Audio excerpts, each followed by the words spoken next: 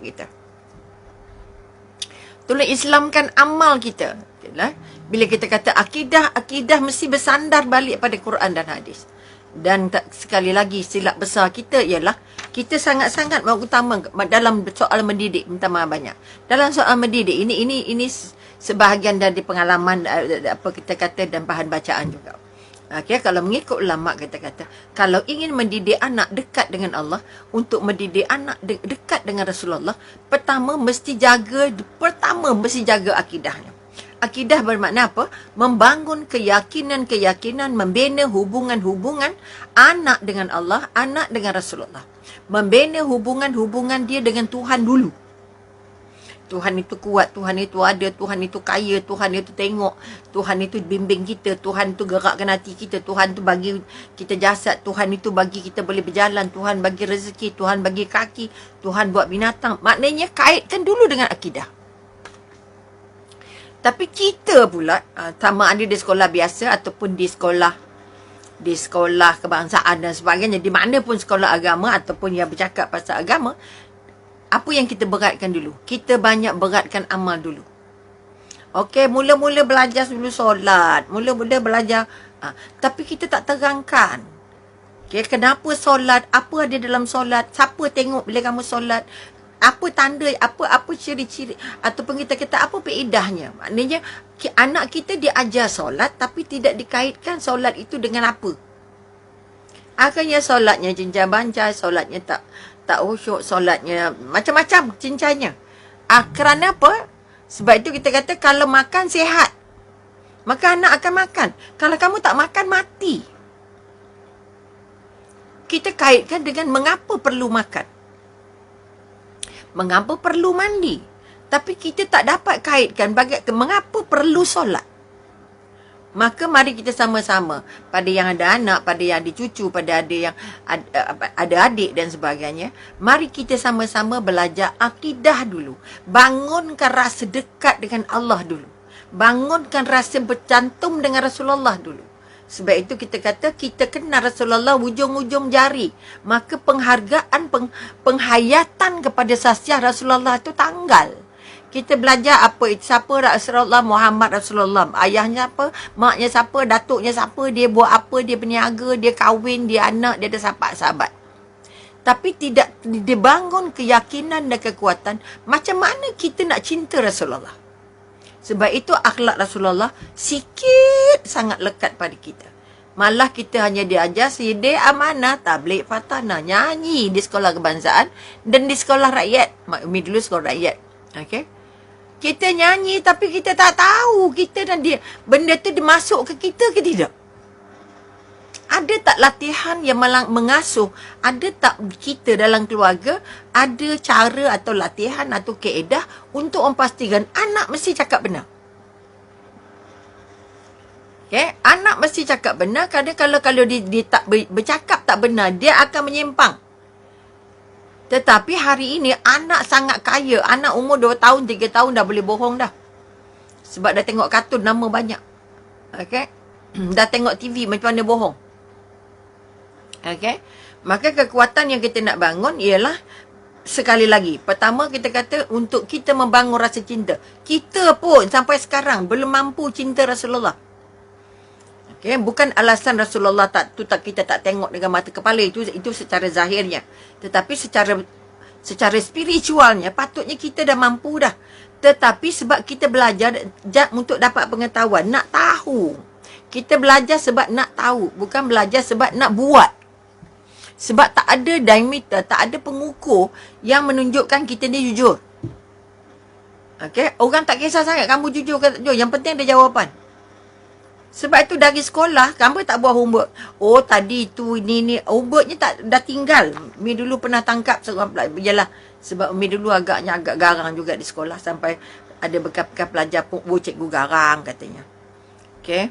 Maknanya kita nak garang kerana kita tak disiplin. Umi guru disiplin, Umi guru pengawas. Umi, maknanya ada benda-benda yang kita tidak.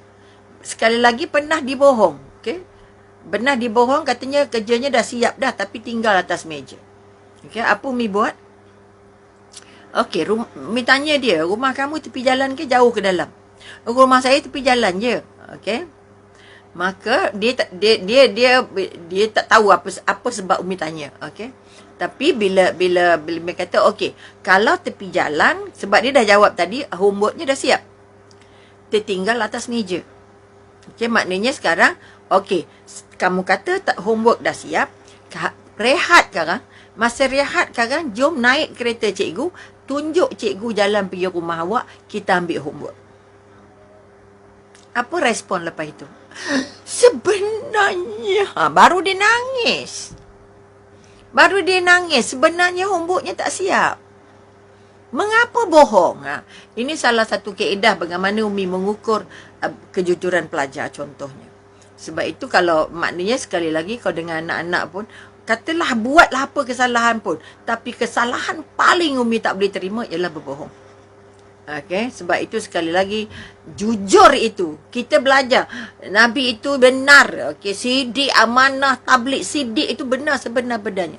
Jujur sejujur-jujurnya. Ini tak ada kat kita. Kita rasa tak jujur tu nampak siapa biasa je. Alah, semua orang pun bohong. Okey, kalau berniaga tak tipu, bohong lah. Macam mana nak berniaga? Macam mana nak kaya? Kalau berniaganya bohong. Kita ikutlah cara orang bukan Islam berniaga. Okey, kita kata bohong. Oh, kalau tak bohong, tak tipu, bukan Cina kata-kata. Tak. Siapa saja yang berniaga pasti akan bohong. Kerana mereka merasa bohong itu untung. Okey, ini kita kalau boleh kita nak belajar. Sebab itu kita ada harga dealer, ada harga runcit. Okey, mana-mana ini tak banyak pengalaman untuk berniaga sebab memang tak boleh berniaga sebenarnya. Okey. Tapi Rasulullah kita berniaga. Karakter yang ada pada Rasul melayakkan dia, okey? Melayakkan dia dapat untung sebanyak-banyaknya walaupun tak ada pengalaman berniaga secara khusus. Tak ada kerusus, tak ada ijazah BA-nya, tak ada. Okay. Business administration-nya tak ada. Okey. Tetapi sekali bawa barang, sekali pergi, kali pertama cuba, terus untung berganda-ganda. Sehingga menjadikan satu sebab daya tarik untuk taukernya, untuk CEO-nya, untuk isterinya Saidina Khadijah melamar baginda sebaik saja habis satu lawatan perniagaan. Satu lawatan perniagaan yang sangat menguntungkan yang dibawa oleh Rasulullah ke Syam, dibawa balik untung berlipat ganda terus. Siti Khadijah kata inilah calon lelaki yang sedang aku cari. Yang jujur, yang sungguh-sungguh, yang berniaga untung, yang baik, yang pandai, yang rajin, dan semua ada. Okey. Ini satu-satu daripada karakter yang kita susah nak fotokopi. Ya kan? Kalau bolehlah pada Umi sekali lagi. Biar kita rugi, biar kita kata kalau kamu tak berbohong, kamu akan rugi. Maka kamu akan berbohong sebab takut rugi. Biar rugi di dunia tapi kita tak nak rugi di akhirat. Tidak boleh, kalau boleh tidak ada ruang untuk berbohong. Tidak ada ruang untuk tipu. Sebab Rasulullah itu manusia paling jujur. Jadi kalau kita masih tak mampu untuk jadi jujur, maknanya belum mampu, belum sah nak endorse kita ni pengikut Rasulullah. Walaupun sudah sebut Allahumma salli ala sayyidina Muhammad, walaupun dah sebut asyhadu alla ilaha illallah wa asyhadu anna Muhammadar Rasulullah. Sebab karakter Nabi tak ada dengan kita. Okay, ini kekuatan. Sebab itu proofnya, pasport untuk Nabi akui kita ni adalah hambanya atau pengikutnya. Satunya dia ada karakter Nabi. Aku ada karakter Rasulullah. Allah nampak, malaikat nampak, buku catatan ada. Yang membuktikan kita jujur macam jujurnya Rasulullah. Kita amanah, seamanahnya Rasulullah. Okey? Sebab itu kita tidak jumpa namanya maju, tidak jumpa namanya kaya yang benar-benar hakiki. Ada kaya berapa tahun tu hilang. Ada kaya berapa tahun hilang. Okey, kerana kita memikirkan untung dunia. Lawan Allah tak apa. Oh, tak apa berniaga. Jangan main-main. Maka sekali lagi mari kita pada semua warga Sembang Petang yang berniaga, belajarlah jujur. banyaklah untuk jujur. Sebab kita dah tahu 4 karakter besar ni. Kenapa Sidik amanah tabligh Patana? Patana bijaksana. Sidik menyampaikan, belajarlah di mana surau masjid pun. Lepas itu sampaikan pada keluarga. Hari ni mak belajar apa, esok mak belajar apa. Artinya dia nak maknya dapat ilmu. Dapat ilmu, kalau tak dapat tapi tak pakai, tak ada gunanya juga. Kalau orang hadiah tudung cepat-cepat nak pakai. Kalau hadiah baju cepat-cepat nak pakai. Kalau hadiah kuih cepat-cepat nak makan. Tapi kalau hadiah ilmu lambat nak pakai. Kenapa? Oleh itu sekali lagi mari kita sama-sama berazam hari ini. Hari ini kita mencermin tadi. Kita kata Rasulullah adalah manusia tadi kita kata paling jujur. Itu yang kita nak semat dalam kepala sekarang. Masuk ke dalam hati, masuk ke dalam surat murat saraf. Masuk dalam jantung, masuk ke dalam aliran darah.